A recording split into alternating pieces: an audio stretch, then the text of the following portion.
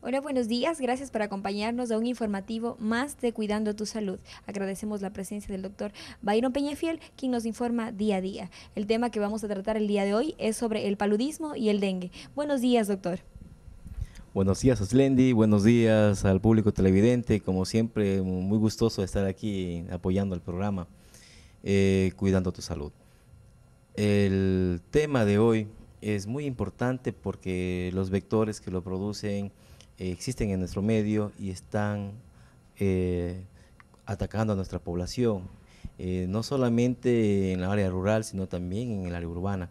Entonces, vamos a tocar esa temática hoy. El paludismo y el dengue es una enfermedad frecuente. Una enfermedad frecuente, bueno, sobre todo aquí en la Amazonía, en donde nosotros habitamos. Doctor, hablando un poquito, conversando un poquito más y adentrándonos en el tema, ¿qué es el paludismo? El paludismo es una enfermedad producida por un vector que se llama el anófeles. Este mosquito produce esta enfermedad y es una enfermedad que se caracteriza mucho en las zonas del río Morona, río Cangaime, también hay por el río Macuma, en la zona Shuar del río Huichimi, se han encontrado muchos casos. Entonces, eh, ahí se ha visto la presencia del SNEM, que es el organismo que en nuestra provincia trabaja justamente con esta enfermedad. Y ha habido muchos casos positivos. eh, he podido observar y he podido constatar que inclusive han disminuido mucho la cantidad de casos de paludismo, pero eso cualquier momento pueden realmente esta enfermedad volver a producirse y pues ahí la importancia del mismo. ¿Cómo se transmite el paludismo? Este mosquito anófeles pica a una persona que está contaminada con la enfermedad y luego vuelve a picar a una persona sana transmitiéndole la enfermedad del paludismo.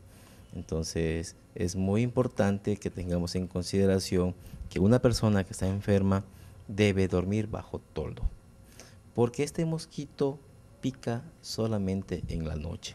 Entonces, al acostarse siempre, pues debemos dormir con toldos. En los lugares donde hay el mosquito anófeles, mucho cuidado, siempre el mosquitero o el toldo. Y es mucho mejor cuando los mosquiteros tienen inclusive impregnación de deltametrina o de cualquier otro insecticida para evitar justamente que se produzca el contagio. ¿Qué manifestaciones clínicas da? El paludismo da una fiebre muy intensa, dolor muscular, dolor articular, dolores articulares, el decaimiento general del paciente, una sudoración profusa, en ocasiones el paciente también tiene escalofríos, entonces ese temblor, cuando tiene fiebre, nos dan ya una manifestación del paludismo. Es importante que sospechemos siempre de paludismo, así tengamos que tener otras situaciones, otras etiologías, pero nunca descartemos la posibilidad de un paludismo en nuestro medio, por favor. ¿Existen tal vez variedades de paludismo? El plasmodio que produce el paludismo puede ser el plasmodio malaria, que produce la malaria, puede ser el plasmodio vivax, el plasmodio falciparum, que hay en nuestro medio, vivax y falciparum. El falciparum de hace pocos años atrás y el vivax desde hace mucho tiempo. Y también el plasmodio oval. Este plasmodio oval no hay afortunadamente en nuestra provincia, en nuestro país. Digo afortunadamente porque es el que produce más complicaciones. Pero de estos dos que hay aquí, el vivax y el falciparum puede producir inclusive paludismo cerebral y llevar a la muerte. Entonces, he allí la importancia de tratar a tiempo y justamente no dejar pasar las sospechas de paludismo. ¿Cómo se puede diagnosticar el paludismo en una persona? La manera de diagnosticar el paludismo, aparte de hacer una anamnesis, que es preguntar al paciente dónde estuvo, porque esta enfermedad se empieza a manifestarse 14 días después, en promedio, 14 días después de haber estado en un lugar, en una zona endémica de paludismo. La prueba se debe hacer de laboratorio, se debe tomar muestras de sangre. Tenemos aquí, indicamos a la cámara que es una prueba rápida. Estas pruebas rápidas nos ayudan mucho a determinar si la persona tiene o no paludismo. Aparte de esto, nos ayuda a identificar qué tipo de paludismo tiene. Nos ayuda a discernir entre dos variedades de paludismo, entre el falciparum y el vivax, que son las variedades que existen justamente en nuestro medio. He allí la importancia de tener a mano una prueba rápida. Y como dato confirmatorio, no solamente la prueba rápida, sino también debemos llenar una plaquita con las muestras de sangre, 2 gotas gruesas, para llevarlo al microscopio y en el laboratorio confirmar el diagnóstico y justamente confirmar lo que esta prueba rápida nos ha dicho. Entonces vamos a proceder dentro de un momento. Tenemos aquí una voluntaria que nos ha ofrecido que le pinchemos en su dedo y vamos justamente a hacer una prueba de paludismo. Ella está aquí en nuestro medio, sale mucho por las parroquias, por las comunidades. Entonces vamos a ver si es que ella está o no con paludismo. Entonces dentro de un momento procederemos a pincharle. Entonces, pero lo que nos orienta más no es la prueba rápida, no son los exámenes de laboratorio, es la impresión médica, es el tratamiento, es la revisión, el examen, la auscultación del paciente. Entonces, la revisión completa al paciente es lo que nos va a dar el diagnóstico confirmatorio. Esto simplemente nos ayuda a discernirlo. Entonces, es muy importante que acudamos al médico. ¿Cómo podemos tratar si una persona está infectada de paludismo? El tratamiento es diferente, ya sea la variedad que tenga. Por ejemplo, con derivados de la quinina, que es un arbolito que hay en nuestra selva, se ha podido curar desde hace muchos años el paludismo, tratar y curarlo. Entonces, el paludismo vivax se debe usar cloroquina y primaquina. Estos medicamentos hay de forma gratuita en las oficinas del SNEN o en los centros del SNEN, inclusive ellos se encargan prácticamente en distribuir sin ningún costo adicional al paciente.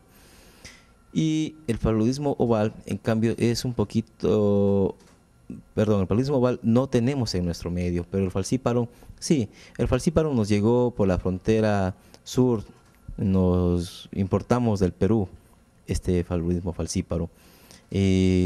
Pues es mucho más grave, puede producir inclusive la muerte a los pacientes. Debemos tratarles a ellos pues con sulfadoxina más pirimetamina y aparte con artesunato. Entonces estoy dando los nombres así generales porque queremos justamente evitar la automedicación del paciente.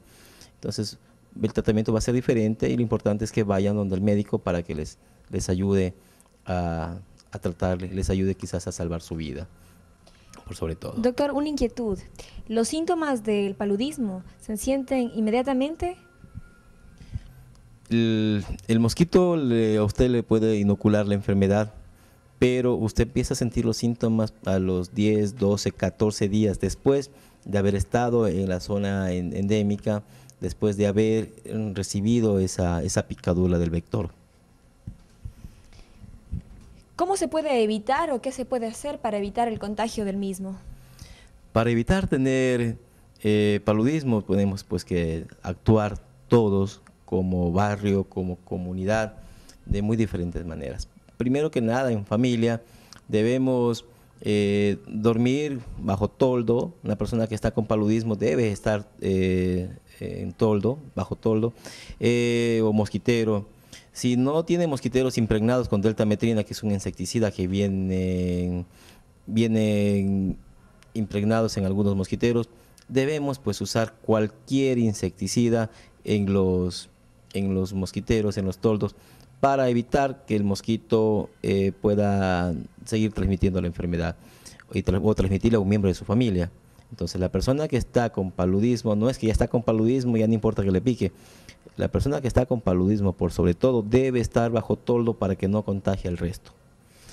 Y también es importante recordar que este mosquito vive en los charcos, en los pozos, en donde hay aguas estancadas.